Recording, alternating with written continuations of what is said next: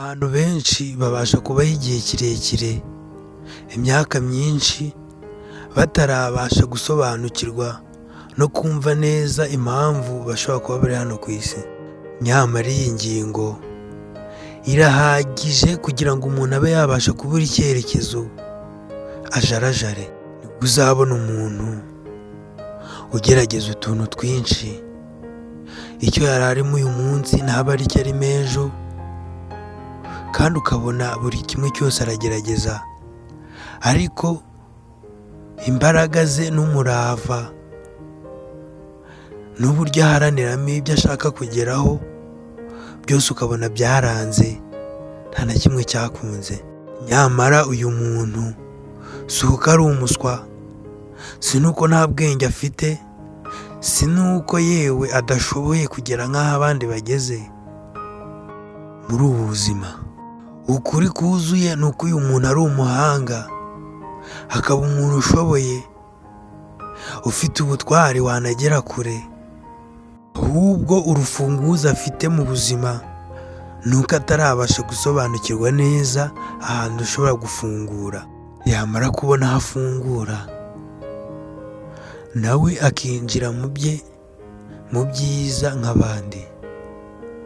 Umwanditsi w'ibitabo Rick Warren mu gitabo cye yise Live Delivered Purpose, ubuzima bufite intego, yemeza neza ko buri muntu afite icyo yaremewe gukora, kandi kukimenya ukagisobanukirwa ukagishyiramo imbaraga biguha amahirwe yo gufungura ibizabaho byose mu buzima bwawe.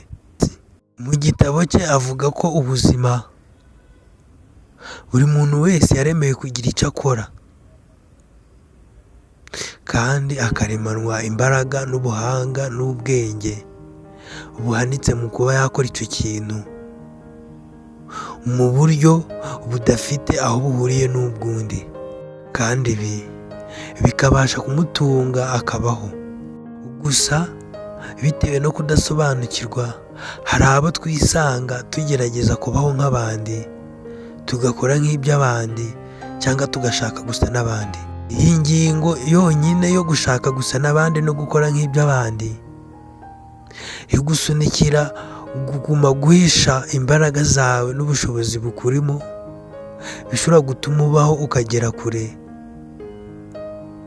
ukaguma kudindira muri ubu buzima.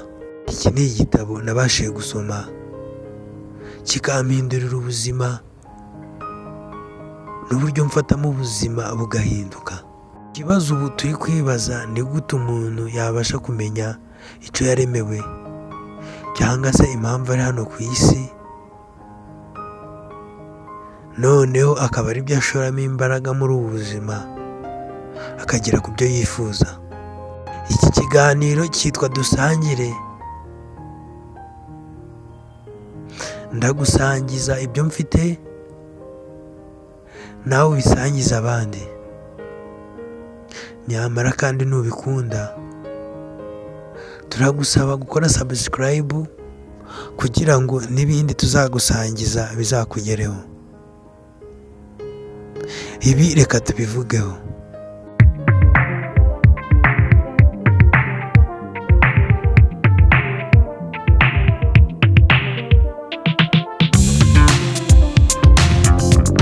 Muri iki gitabo ubuzima bufite intego, handitswemo amakuru meza yemeza neza ko Imana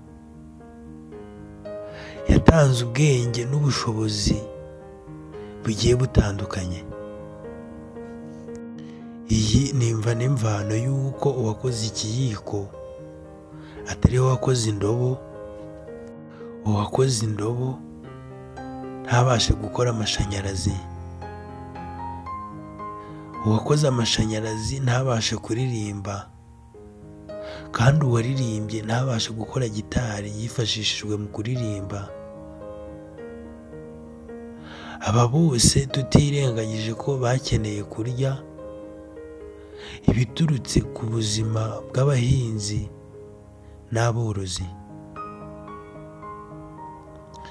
Izi ni ingeri zigiye zitandukanye zigenda zivumburwa buri gihe uko ubwenge bw'abantu bugenda bukura.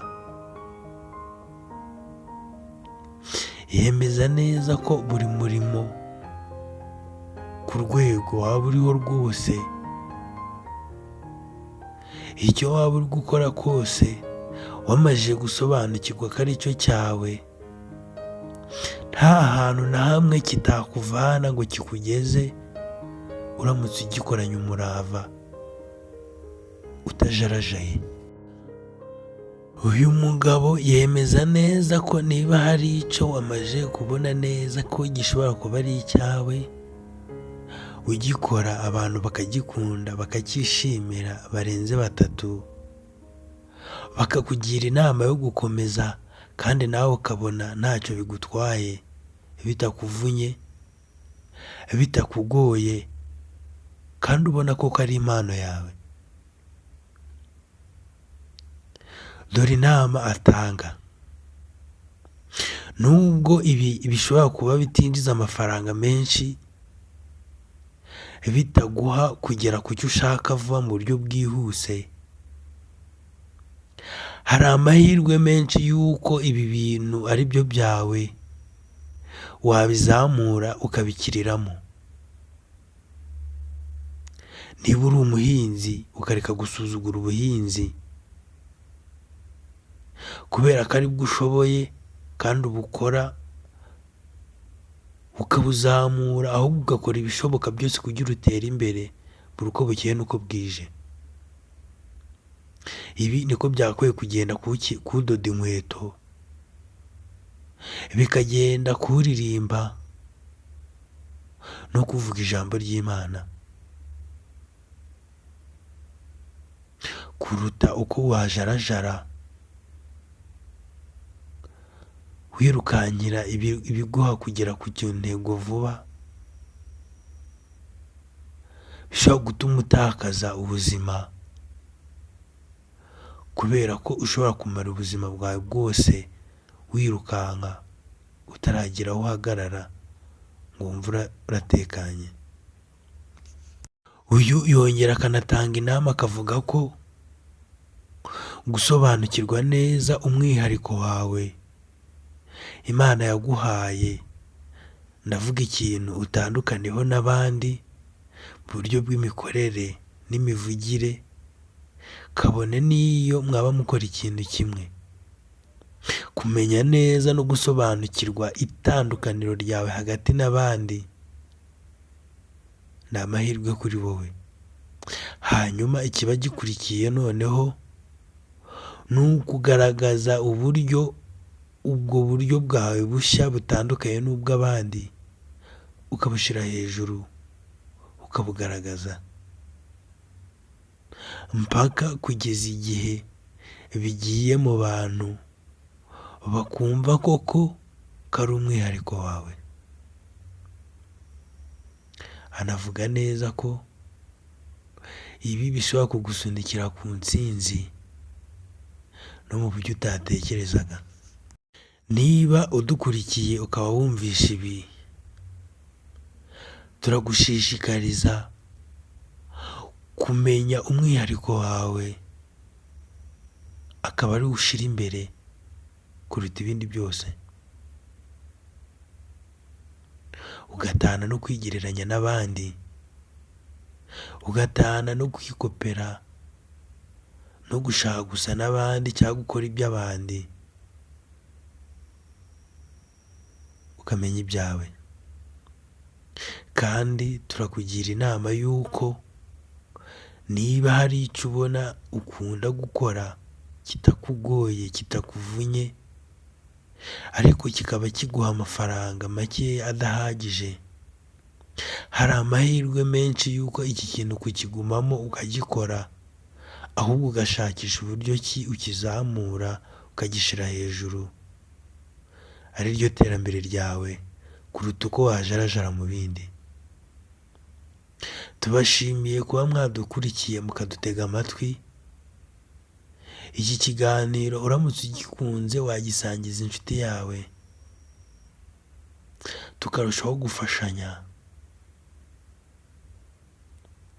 hanyuma tukazongera tugahura mu kindi kiganiro gikurikira ku bijyanye n'intambwe zishobora kugufasha gutera imbere.